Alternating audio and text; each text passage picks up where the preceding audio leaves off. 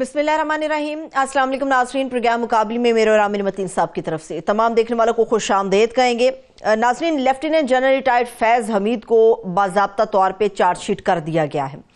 سیاسی سرگرمیوں میں ملوث ہونے، ریاست کے تحفظ اور اس کے مفاد کو نقصان پہنچانے کا الزام ہے۔ باقاعدہ طور پہ ISPR کی طرف سے یہ بتا بھی دیا گیا ہے کہ کن کن الزامات کی بنیاد کے اوپر انہیں چارج شیٹ کیا گیا ہے۔ ابھی ٹرائل شروع ہوگا، لیکن جیسے ہی آج یہ خبر آئی ہے، اس خبر کے آتے ہی پاکستان کا جو سیاسی ماحول ہے، خبر تو آرمی کی طرف سے آئی ہے، فوج کی طرف سے آئی ہے، مگر جو سیاسی ماحول ہے وہ بہت زیادہ گرم ہو گیا ہے، اور تحریک انصاف نے فوری طور پہ اسے فوج کا اندرونی معاملہ قرار دیتے ہوئے خود کو ایک سائڈ پر کر لیا ہے۔ بظاہر ایسا نظر آتا ہے۔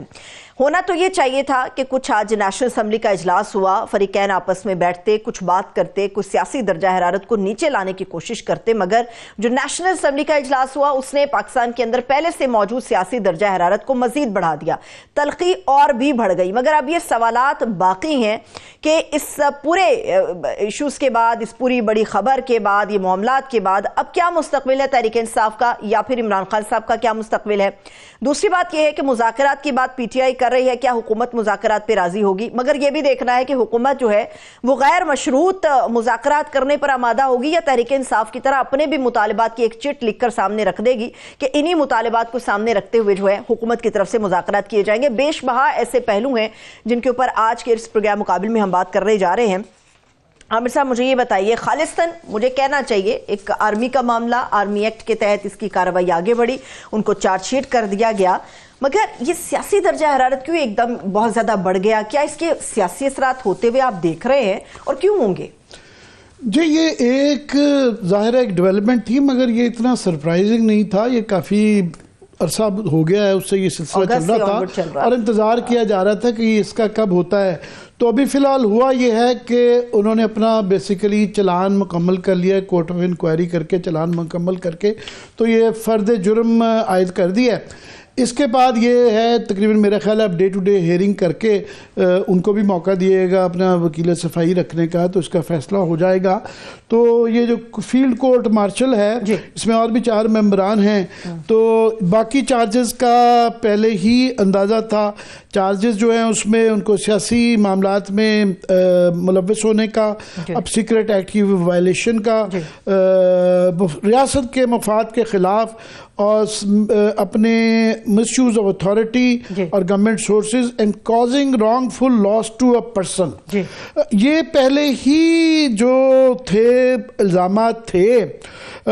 اس کے اندر جو 2 نئی چیزیں آئی ہیں جس کے اوپر نظر ہوگی، ایک تو اس کے اندر ہے 9 مئی کے حوالے سے اس کے اندر ہے کہ اس کا جو ان کی مزید انکوائری، یہ اس کے اندر انکوائری ہو چکی ہوئی ہے، مگر یہ انکوائری علیحدہ اس کے اندر،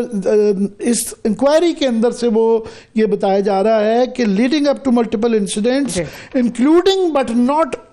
لمیٹڈ ٹو 9 مئی، کہ 9 مئی کے واقعات تو ہوں گے مگر اس کے علاوہ بھی واقعات ہیں جس میں ان کے ملوث ہونے کو دیکھا جائے گا۔ جس کے بعد سب سے بڑا سوال یہ آئے گا کہ جو دوسرے لوگ ملوث ہوں گے کیا وہ عمران خان اس میں ہوں گے یا نہیں ہوں گے۔ تو یہ ایک سب سے بڑا سوال ہے جس کے اوپر، جس کی وجہ سے آپ جو کہہ رہی ہیں سیاسی حلقوں میں ہلچل جو نظر آتی ہے وہ اس پوائنٹ پہ ہے۔ باقی ان کے اوپر جو مقدمات، جو انکوائری چل رہی تھی اس میں یہ اتفاقاً جو ہے جو ٹاپ سٹی کا ایک معاملہ تھا، یہ سپریم کورٹ کے کہنے پہ یہ جو ہے GHQ نے یہ معاملہ ٹیک اپ کیا، کیونکہ انہوں نے کہا تھا کہ آپ سے ریلیٹڈ ہے، آپ کے یہ لیفٹیننٹ جنرل تھے، آپ انکوائری کریں۔ تو یہ میں بھی ان لوگوں میں شامل تھا جنہوں نے یہ جو واقعہ ٹاپ سٹی کے جو CEO ہیں کنور معیز صاحب، ان کے گھر کے اوپر ایک غیر قانونی جو ہے ایک حملہ ہی میں کہوں گا کروایا گیا تھا، جس میں مس یوز آف اتھارٹی رینجرز کو استعمال کیا گیا تھا، اور مبینہ طور پہ ایجنسی کے لوگ اس کے اندر شامل تھے، اور اس کی FIR بعد میں ہوئی۔ اس کے بعد سے وہ بری الزامات تمام الزامات سے ہو گئے۔ انہوں نے بعد میں سپریم کورٹ میں یہ ایک ڈالی ہوئی تھی عرضی، وہ عرضی کو ٹیک اپ کیا گیا، نظر آیا ان کو کہ سپریم کورٹ کو کہ اس کے معاملات الزامات بہت سنگین ہیں۔ انہوں نے ڈیفینس منسٹری کو بھیج دیا۔ اب انہوں نے انکوائری کر کے یہ اس سے جو تاثر ملتا ہے اخذ کیا جا رہا ہے کہ الزامات بڑے سنگین تھے، کہ ان کے گھر کے اوپر جو حملہ کیا گیا اس کے اندر سے ان کے گھر سے ان کے زیورات نقدی دفتر سے بھی اور گھر سے بھی نقدی زیورات گھڑیاں وہ لی گئیں، اور اس کے شواہد جو مجھے یاد پڑتا ہے موجود اس طرح کہ سی سی ٹی وی کیمرے کی اندر وہ نظر آیا تھا کہ جو لوگ آئے تھے وہ بندر بانٹ کیے جا رہا تھا، پھر ان کے اوپر اور ان کے خاندان پہ قبر معیز کے معینہ طور پہ کافی ظلم و ستم کیا گیا. ان کے سسر تھے، ان کے بردر ان لا تھے، ان کے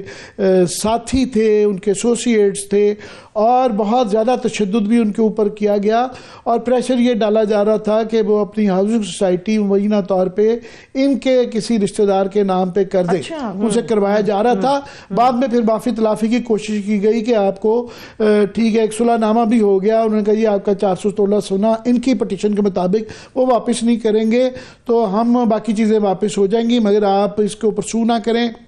پھر اس پٹیشن کے اندر یہ بھی ہے کہ ایک ٹیلی ویژن چینل کو بھی کہا گیا کہ اس کو بھی آپ پیسے اتنے کروڑ روپیہ آپ دیں گے. تو یہ کافی سنگین الزامات تھے، وہ تو ہیں ہی ہیں، مگر اس کے علاوہ جو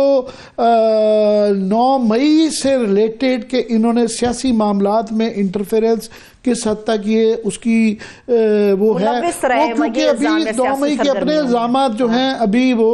پروسیس میں ہیں، اور وہاں بھی یہ بھی فیصلے نہیں ہو پا رہے کہ ملٹری کورٹ میں وہ ہوگا نہیں ہوگا، تو وہ اس کا انڈائریکٹلی ہے. ان کے اوپر کوئی بحث نہیں، جس طرح پی ٹی آئی نے بھی کہا کہ یہ ایک لیفٹیننٹ جنرل تھے، 3 اسٹار افسر تھے، فوجی تھے، تو ان کا وہاں پہ ہونے پہ ان کو بھی اعتراض نہیں ہے کیا جائے. مگر یہ نہیں ہے کہ یہ فوری طور پہ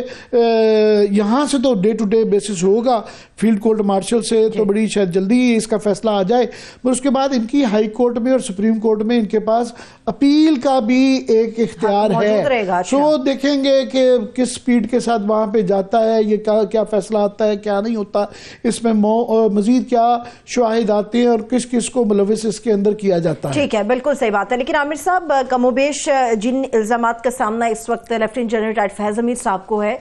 کم و بیش اسی سے ملتے جلتے جو معاملات یا الزامات آپ کہہ لیں کہ وہ اس وقت تحریک انصاف یا عمران خان صاحب کے اوپر ہے. میرا سوال آپ سے یہ ہے کہ یہ جو سزا یا یہ چارج شیٹ دی گئی ہے، کیا گیا ہے، یہ تو آرمی ایکٹ کے تحت کیا گیا، اور آرمی ایکٹ صرف فوج یا ان کے ریٹائرڈ لوگوں کے لاگو ہے. اس میں عمران خان صاحب کو اس طرف لے کر جانا یا ان کے لیے اشارہ ہونا، آپ سمجھتے اس میں کوئی منطق ہو سکتی ہے؟ آرمی ایکٹ کے ایک سیولین کے اوپر اطلاع کیسے ہو سکتا ہے؟ نہیں، یہ کیونکہ بحث آلریڈی سپریم کورٹ میں پہلے ہی چل رہی ہے کہ کیا دائرہ اختیار ہے کہ سویلینز کے اوپر ملٹری کورٹ کر سکتی ہے کہ نہیں کر سکتی ہو. 9 مئی کے بھی وہ جو کافی سارے ملزمان جو قید میں ہیں ان کے اوپر بھی ہے،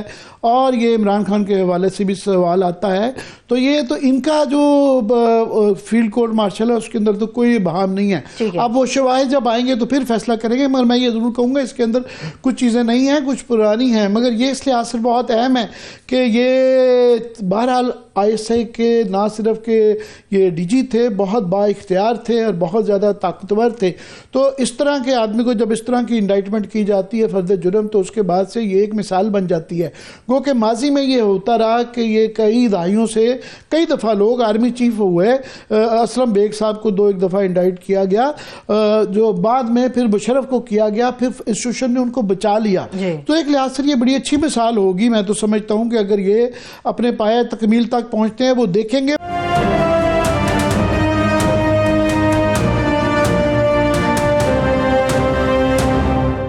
آج اتفاقاً اصغر خان اس کے حوالے سے آپ بات کرنے جا رہے ہیں، اگر آپ اجازت دیں تو اپنے مہمان کو بھی ہم شامل کر رہے تھے. اس وقت سینئر تجزیہ کار مظہر عباس صاحب نے بھی جوائن کیا. مظہر صاحب، بہت شکریہ آپ کے وقت کے لیے. مظہر صاحب نے بھی ساری گفتگو اور اصغر خان کیس کے حوالے سے جو آپ بات کرنے جا رہے ہیں، اصغر خان کی تو بات میں کریں گے، مگر میں مظہر سے چاہوں گا کہ مظہر اس سارے انڈائٹمنٹ کو جنرل فیض حمید کی، لیفٹیننٹ جنرل فیض حمید کی، آپ کیسے دیکھتے ہیں؟ موجودہ سیاست پر اس کے کیا اثرات ہوں گے؟ شکریہ. دیکھیں، میرا خیال ہے کہ یہ سال کی سب سے بڑی خبر ہے. اور دوسری بات یہ کہ جو آئی ایس پی آر کا پریس ریلیز ہے، اس کے اندر 2 چیزیں ہیں.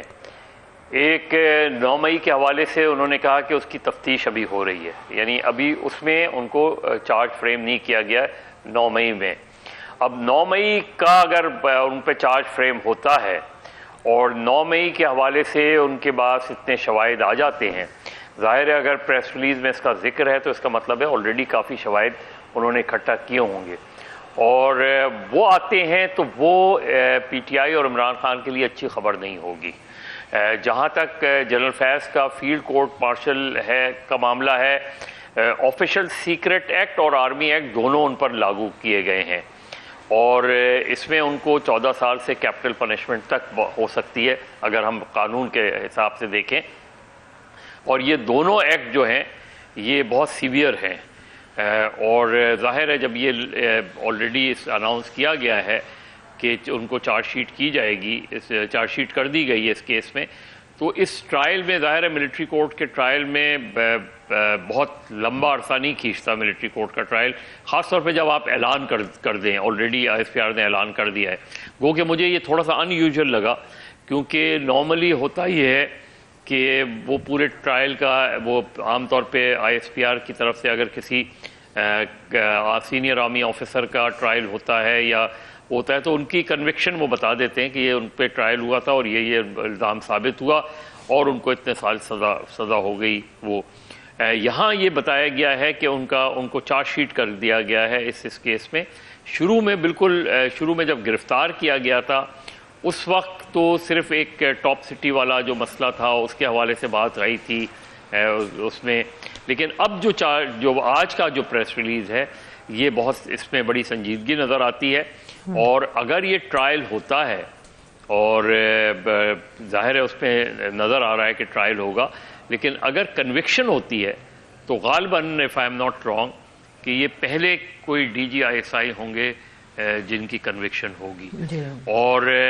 طے دیکھنا یہ ہے کہ کیا اس کا مطلب جو چارج شیٹ میں جی چیزیں بتائی گئی ہیں, کیا خود ادارہ اپنے آپ کو سیاست سے بالکل لا تعلق رکھے گا, کیونکہ اگر آپ اپنے ٹاپ مین کو کوئی سزا دیتے ہیں اور اس الزام میں سزا دیتے ہیں کہ انہوں نے اپنے عہدے کا غلط فائدہ اٹھایا یا سیاسی معاملات میں یا اس طرح کے معاملات میں انہوں نے, تو یہ پھر آگے آنے والوں کے لیے میسج ہونا چاہیے. اور بحیثیت ادارہ جو ہے اس کو اپنے آپ کو اگر وہ سیاست سے دور کرے گا, سیاست سے لا تعلق کرے گا, تو یہ میرا خیال ہے پاکستان کے لیے اچھی خبر ہوگی. اس کے بعد اگر اس میں 9 مئی والا معاملہ آتا ہے اور اس کے ظاہر پولیٹیکل کانسیکوینسز بھی ہیں, کیونکہ 9 مئی آتا ہے تو اگر اس کے اندر کہیں انہوں نے اپنے بیان میں خود جنرل فیض کیا بیان دیتے ہیں عدالت میں آ کے, کورٹ کے سامنے کیا بیان دیتے ہیں, جو دیگر گواہ ہیں وہ کیا بیان دیتے ہیں جن کے بارے میں کچھ کے بارے میں سنا ہے وہ وعدہ معاف گواہ بنے ہیں, وہ کیا کیا بات کرتے ہیں. تو اگر ایک پولیٹیکل انوالومنٹ اور پولیٹیکل انگیجمنٹ عمران خان اور جنرل فیض کے درمیان اسٹیبلش ہوتی ہے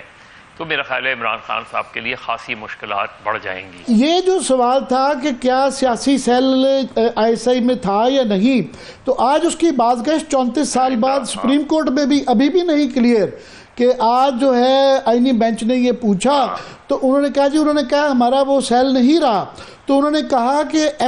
آپ ایفیڈیوٹ لے کے آئیں. تو اب یہ دوبارہ یہ ایک میں سمجھتا ہوں بڑا اہم چیز ہے, سپریم کورٹ نے دوبارہ یہ کہہ دیا ہے وزارت دفاع سے کہ ایفیڈیوٹ آپ دیں کہ آپ کا پولیٹیکل سیل نہیں ہے. اگر یہ آ جاتی ہے تو درمیان میں اس کے کنسیکوینسز ہوں گے, یہ جنرل فیض پہ بھی ہوں گے اور لوگوں پہ بھی ہوں گے کہ کبھی یہ ثابت ہو گیا کہ وہ سیل ایگزسٹ کرتا تھا تو پھر یہ دیکھیں عامر یہ مدر آف آل کیسز تھا. یہ اگر اظہر خان کیس, کیونکہ وہ وہاں یہ چیز اسٹیبلش ہو رہی تھی کہ, اور جو ظاہر ہے اس وقت جنرل حمید گل مرحوم نے خود اعتراف بھی کیا, تو اگر ایک former D G I S I یہ اعتراف کر رہا ہے کہ ہاں میں نے آئی جی آئی بنائی تھی, اور پھر ایک D G I S I یہ کہہ رہا ہے کہ ہاں میں نے رقم دلوائی تھی اور میں نے اس وقت کے آرمی چیف کے کہنے پہ, تو اظہر خان کیس دراصل اگر اظہر خان کیس کا فیصلہ جلد ہو جاتا تو اس سے آپ کیا ایک تو ایجنسیز کی پولیٹیکل انوالومنٹ پر کافی وہ ہوتا, پھر سیاستدانوں نے جو پیسے لیے اس کے حوالے سے بہت سی چیزیں ہوتی, جنہوں نے پیسے دیے ان کے خلاف کارروائی ہوتی, تو اس سے بڑی اکاؤنٹیبلٹی نہیں ہو سکتی تھی اگر اظہر خان کیس سال بھر میں ڈیسائیڈ ہو جاتا یا چلے 2 سال میں ڈیسائیڈ ہو جاتا. اس کیس کو جو ہے وہ بالکل فائل کر دیا گیا، سالوں میں جواب آیا، اس کے بعد چیزیں 12 اکتوبر آ گیا، اس کے بعد چیزیں آگے بڑھی نہیں۔ پھر افتخار چودھری صاحب کے زمانے میں آ کے یہ غالباً 2013 میں اس کا یا 2012 میں اس کا فیصلہ آیا تھا، اور اس فیصلے کے نتیجے میں انہوں نے ایف آئی اے کو یہ ڈائریکشن دی تھی کہ ایف آئی اے ان لوگوں کے خلاف کارروائی کے جنہوں نے پیسے دیے اور جنہوں نے پیسے لیے۔ جی اس میں وہ ایگزیکٹلی میں دوبارہ ایک ریپیٹ کر دوں جو آپ نے دو باتیں، کہ یہ مانا گیا تھا کہ یہ پیسے دیے گئے، اور یہ بھی مانا گیا تھا کہ وہ الیکشن ریگ ہوئے۔ سو یہ سپریم کورٹ میں اس پہ کوئی بہان نہیں ہے۔ ہاں سوال جو ہے وہ ایف آئی اے کی انکوائری پہ ہے۔ یہ بھی امپورٹنٹ تھا کہ اگر پیپلز پارٹی کے دور میں، جس طرح آپ کہہ رہے ہیں 2008 میں آ جاتے تو وہ تھا، پھر عمل درآمد شاید ہو جاتا۔ یہ بھی سوال ہے کہ پی ٹی آئی کے دور میں بھی اس کے اوپر عمل درآمد نہیں ہوا، انہوں نے بھی ری اوپن نہیں کیا تھا۔ اب سوال یہ آتا ہے کہ یہ اس کی، کیونکہ سارے مقدمات کو آپ سیاست کے پیرائے میں دیکھتے ہیں، تو سیاست کے پیرائے میں یہ بڑا میٹر کرے گا کہ کیا عمل درآمد کتنی ہونی ہے، کیسے ہونی ہے، کون کرے گا، کیوں کرے گا، کیونکہ یہ ایک متضاد سے دو ٹرینڈز مظہر چل رہے ہیں۔ ایک ٹرینڈ یہ چل رہا ہے کہ درمیان میں فیلر میں پتہ نہیں چھوڑا جا رہا ہے یا کیا حقیقت ہے، کہ ایک دم سے واڈا صاحب نے ملاقاتیں شروع کر دی کہ جی نیشنل حکومت ہونی چاہیے، پھر اس میں فواد چودھری صاحب بھی شامل ہو گئے، انہوں نے آج کالم بھی لکھا ہوا ہے کہ جناب وہ ایک ساری پی ٹی آئی سمیت ایک نیشنل حکومت ہونی چاہیے۔ تو یہ کیا ماجرا ہے، یہ کوئی آپ کو اس میں حقیقت لگتی ہے یا فیلر چھوڑا جا رہا ہے؟ مجھے نہیں لگتا اس میں حقیقت، اس لیے کہ کیوں اس وقت کی سچویشن میں کوئی اس طرح کی تبدیلی، جس سے اگین ایک آپ اس جانب، ظاہر ہے قومی حکومت، پہلے تو قومی حکومت تشکیل دینا آسان نہیں ہے، آپ کانسٹیٹیوشن میں اس کی کہیں گنجائش نہیں ہے، آپ ایکسٹرا کانسٹیٹیوشنل چیز کیسے کر سکتے ہیں اس میں؟ تو یہ فلر ہے، یہ فلر عام طور پہ اس طرح کے چھوڑے جاتے ہیں کہ اس پر ریاکشن دیکھا جائے کہ کیا ہے، کیا ریاکشن آتا ہے۔ اب کس طرح چیزوں کو اس طرح، یہ تو ہو سکتا ہے کہ آپ ری الیکشن کی طرف چلے جائیں سال 1.5 سال میں، لیکن نیشنل گورنمنٹ نام کی چیز جو ہے، قومی حکومت کے نام کی چیز نہیں ہے، کانسٹیٹیوشن میں اس کی کوئی گنجائش نہیں ہے اس میں، اور مجھے لگتا ہے کہ یہ صرف فلر چھوڑا گیا ہے۔ ہاں اس کے کیس کے پولیٹیکل کانسیکوینسز ہیں اور وہ بڑے سنجیدہ ہو سکتے ہیں، ڈیپینڈ کرتا ہے کہ یہ کیس کس انداز میں چلایا جاتا ہے۔ اس کیس میں زیادہ بہتر ہو، ظاہر ہے ایز اے جرنلسٹ بھی اور ایز اے لے مین بھی یہ ضرور میں چاہوں گا کہ اس کیس کے حقائق پتہ چلیں، اس کیس میں کیا چارجز ہیں، اور ظاہر ہے جنرل فیض کا بیان بھی ہوگا، ان کے وکیل کا بیان بھی ہوگا۔ اس پہ تھوڑا سا عامر دیکھنا پڑے گا کہ کیونکہ اس میں فیلڈ کورٹ مارشل جو ہوتا ہے، فیلڈ جنرل کورٹ مارشل جو ہوتا ہے، اس میں اپیل کیا صرف آرمی چیف کو کی جا سکتی ہے؟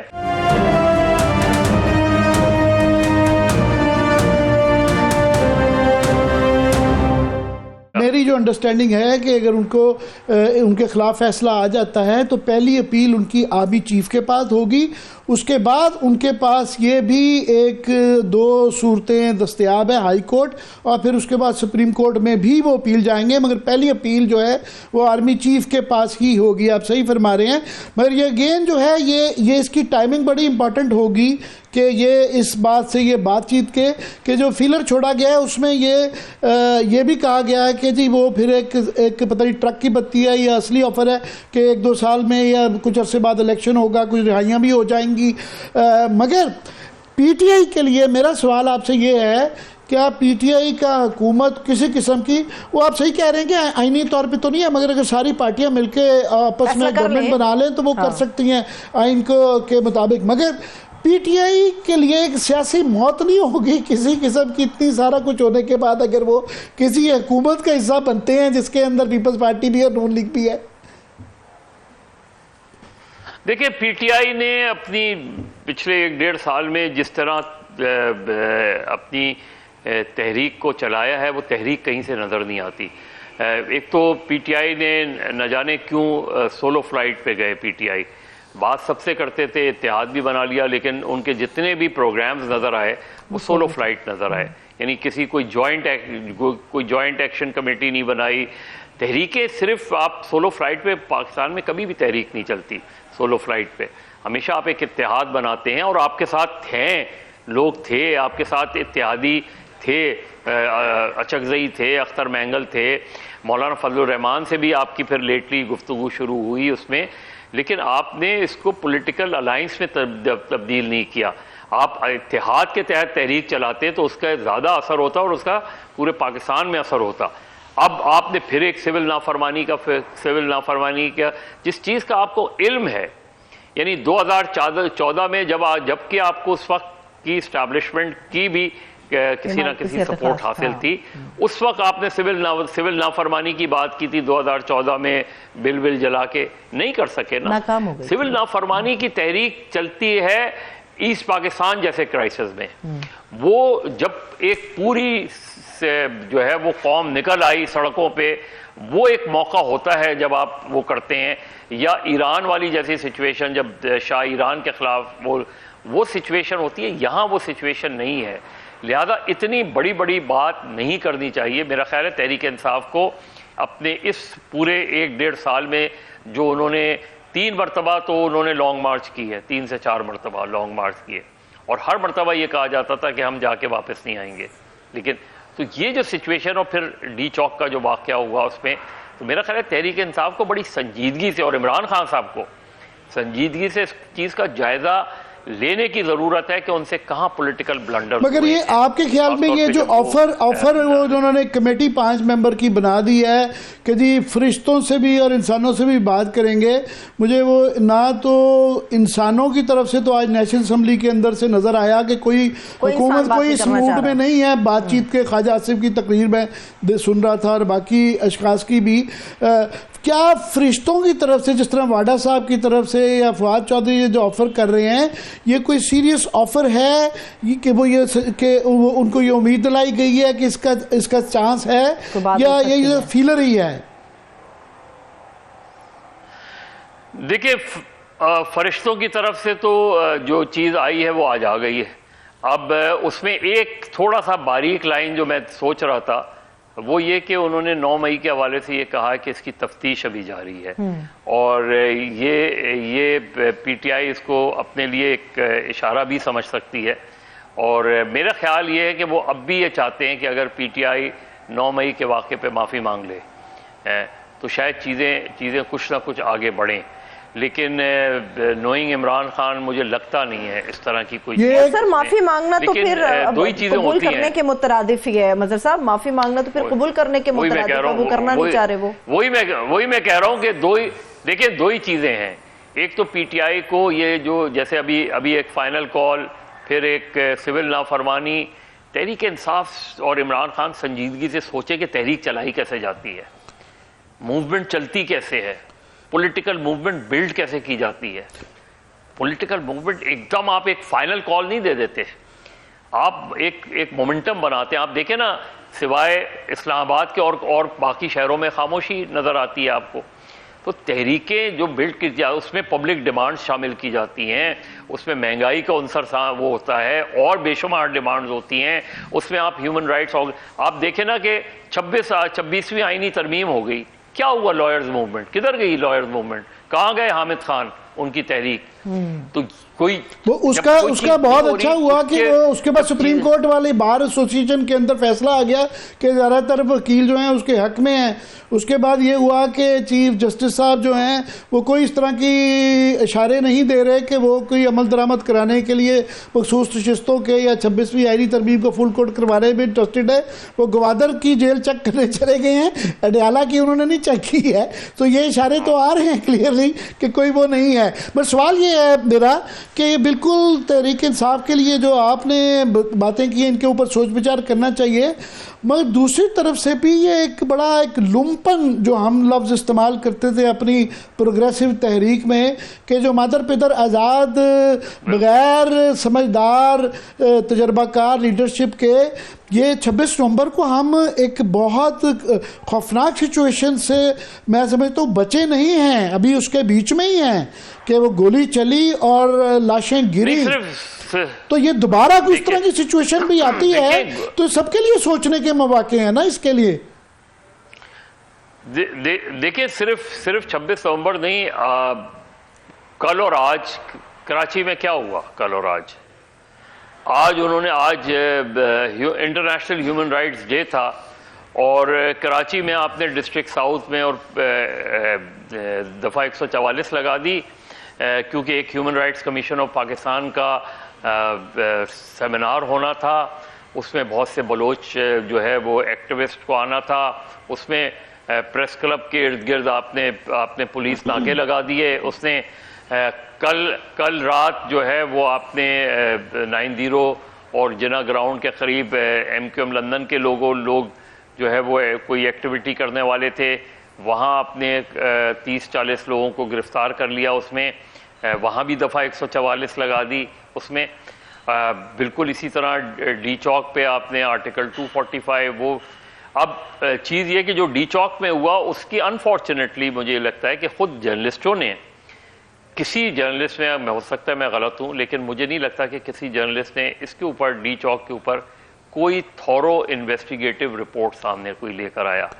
وہ آپ کو بھی پتا ہے کہ کتنی گنجائش ہے، ایک دو نے جو کوشش کی ان کے پروگرام بند ہو چکے ہوئے ہیں، تو آپ کو ہمیں بھی پتا ہے کہ کیا کس اس کے اندر، بلکہ ہمارا تو یہ بڑا زیادہ بار بار اصراری یاد ہی کروا سکتے ہیں کہ مین اسٹریم والے ہمارے اوپر یہ کروا کے کوئی اپنا بھی فائدہ نہیں کر رہے، وہ پھر یہ جن کے خلاف یہ سوشل میڈیا کہہ رہے ہیں لوگ اس طرف ہی راغب ہیں، وہ جب آپ اور میں نہیں کر پاتے، نہیں کرنے دیا جاتا تو پھر یہ اس سے کوئی اثرات تو اچھے نہیں پڑتے نا مثبت۔ دیکھیں جو گورنمنٹ جو ٹیکٹکس یوز کر رہی ہے نا، اس سے ہر گورنمنٹ سے ہم یہی بات کرتے ہیں جب بھی لوگ ملتے ہیں، اور اپوزیشن سے بھی یہی بات کرتے ہیں۔ اپوزیشن سے میں ہمیشہ جب بھی اپوزیشن لیڈر سے بات کرتا ہوں کہ آج جو باتیں آپ کر رہے ہیں کل جب حکومت میں آئیں گے تو یہی باتیں کیجیے گا، اور حکومت سے میں یہ کہتا ہوں ہمیشہ کہ آج جو آپ کر رہے ہیں کل جب اپوزیشن میں ہوں گے تو یہی باتیں آپ کو ہرٹ کریں گی۔ صرف اتنا ہی اپوزیشن اور گورنمنٹ کے لوگ سمجھ لیں کہ آج جو حکومت میں بیٹھے ہیں تو حکومت ہمیشہ نہیں رہتی، تو یہی قانون جو آپ دوسرے پر اپلائی کر رہے ہیں، دوسرے پہ سختی کر رہے ہیں، دوسرے کو جیلوں میں ڈال رہے ہیں، گرفتار کر رہے ہیں، لاپتہ کر رہے ہیں، کل جب آپ اپوزیشن میں ہوں گے تو آنے والا یہی آپ کے ساتھ بھی کرے گا۔ اور جو آنے والے لوگ ہیں ان سے کہتا ہوں کہ پہلے بھی ماضی سے سبق سیکھ لیں، جو قوانین آپ کے اوپر اپلائی ہو رہے ہیں ان قانون کو حکومت میں آنے کے بعد ختم کریں، بجائے اس کے کہ آپ دوسرے کے خلاف یوز کریں۔ جیسے پی ٹی وی کے بارے میں ہمیشہ ہم آپ کہا کرتے تھے کہ بھائی ہر کہتا ہے کہ پی ٹی وی جو ہے کو آزاد اور خود مختار ہونا چاہیے۔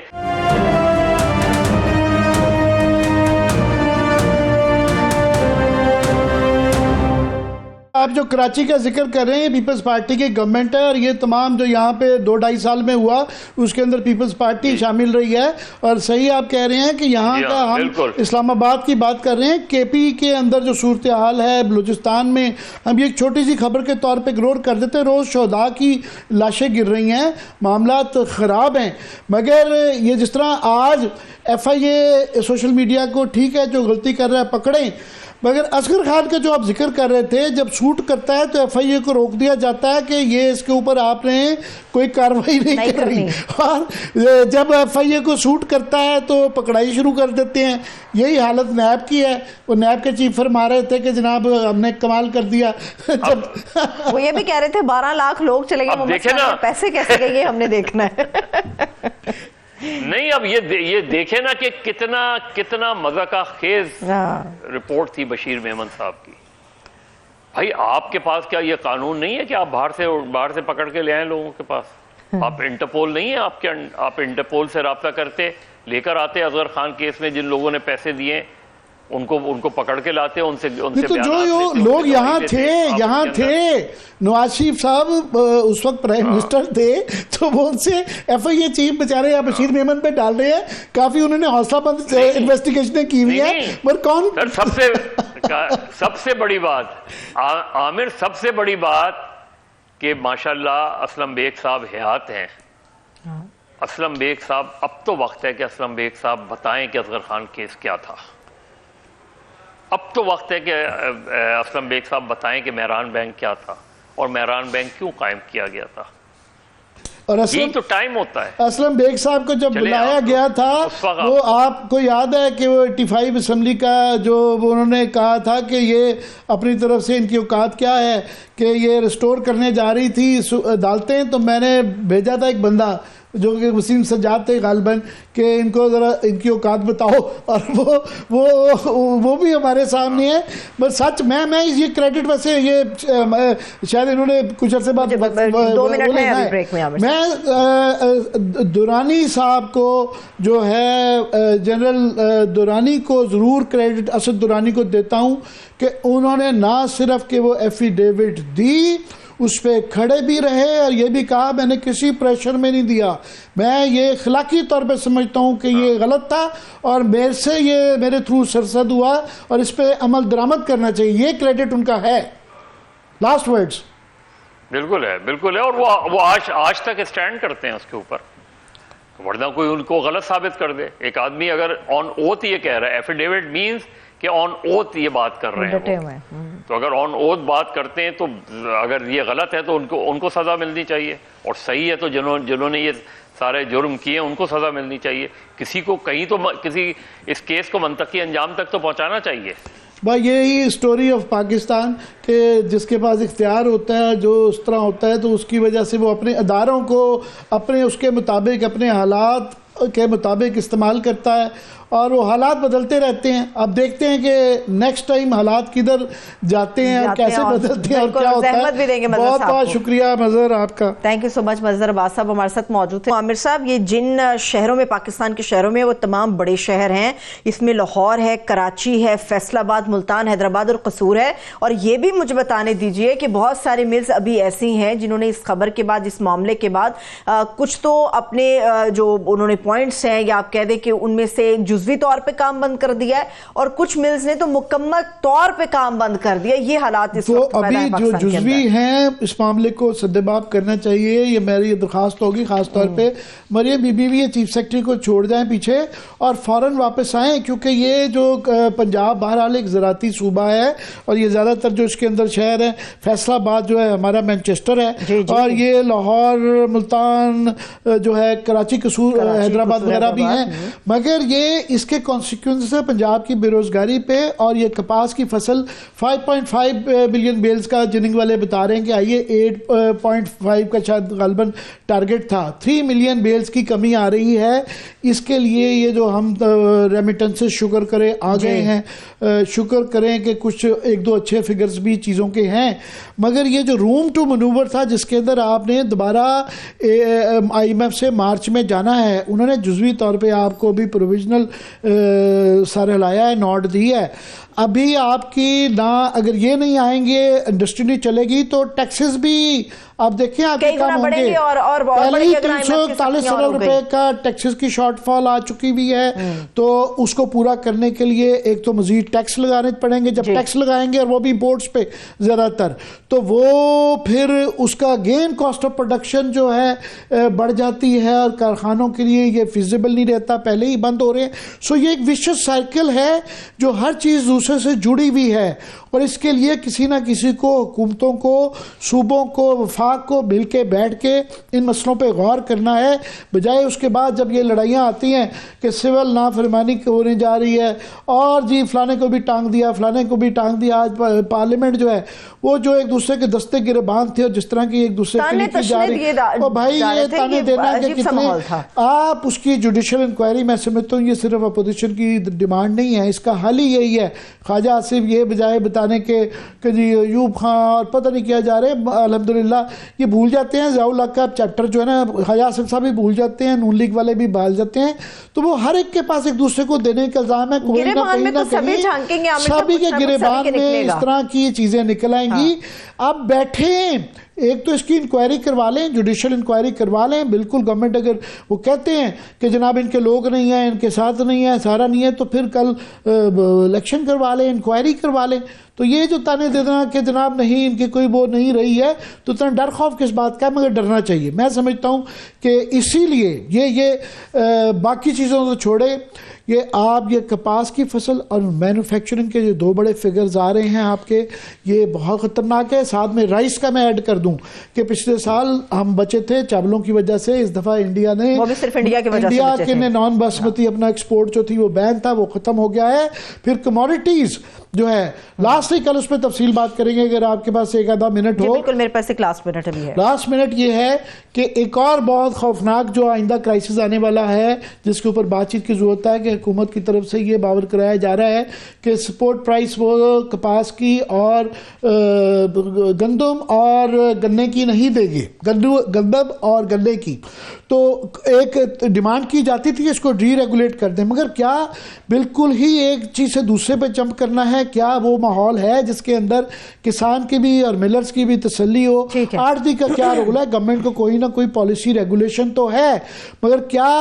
اس کا فائدہ کس کو ہوگا؟ کسان کے پہلے ہی ویٹ بھی کمزور گیا، چاول بھی کمزور گئے، کپاس بھی گئی. ابھی جاتے جاتے 10 سیکنڈ ہے، جلدی سے مجھے بتانا ہے. یہ کپاس کی خبر میرے پاس ہے، گنے کے حالات، گندم کے حالات، چنے کے حالات، چاول کے حالات آپ مجھے بتا رہے ہیں. آپ کی خبر اور اس پہ یقین کر لوں یا پھر وزیراعظم شہباز شریف کی شاباشی پہ یقین کر لوں؟ شاباشی کے وہ میڈیا ڈال رہے ہیں کہ ہم نے اکانومی کے وہ فگر جو کہ میں سمجھتا ہوں ڈوبیس انفلیشن کے ہیں، عام آدمی کہہ رہا ہے اس کو اثرات نہیں نظر آ رہے. ایک تو نظر آتا ہے کہ آپ کا جو ہے یہ اس کے اوپر بحث کہ کیوں آپ جو کہہ رہے ہیں 3-4% مہنگائی اب رہ گئی ہے تو لوگ کیوں چیخے مار رہے ہیں. چلیے، بہت شکریہ، تھینکس سو مچ عامر صاحب. دیکھنے والوں کا شکریہ، اجازت دیجیے، اپنا خیال رکھیے، خدا حافظ.